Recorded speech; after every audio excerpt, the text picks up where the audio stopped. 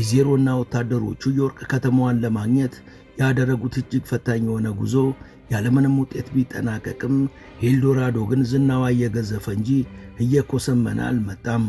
ሁሉም ኤልዶራዶ በዚህ አካባቢ ናት፣ ኤልዶራዶ እንደዚህ አይነት ናት እያለ በሰማው ላይ እየጨመረ ባነበበው ላይ የራሱን ፈጠራ እያከለ መነጋገሩን ቀጥሏል። ይህች ከተማ ዘወትር ዓለም አቀፍ መነጋገሪያነቷ ስለማያቆም በየዘመኑ የሚመጡ በርካቶች ከተማዋን ከመፈለግ አልቦዘኑም።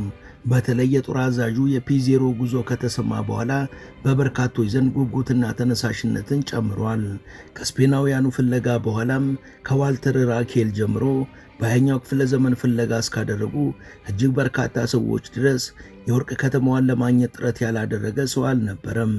እስከ ዛሬም በርካታ በጀት መድበው ብዙዎች ከተማዋን ለማግኘት ከፍተኛ ጥረት ቢያደርጉም ይህ ነው የሚባል የተጨበጠ ነገር ግን እስካሁን ሲገልጹ አይደመጥም።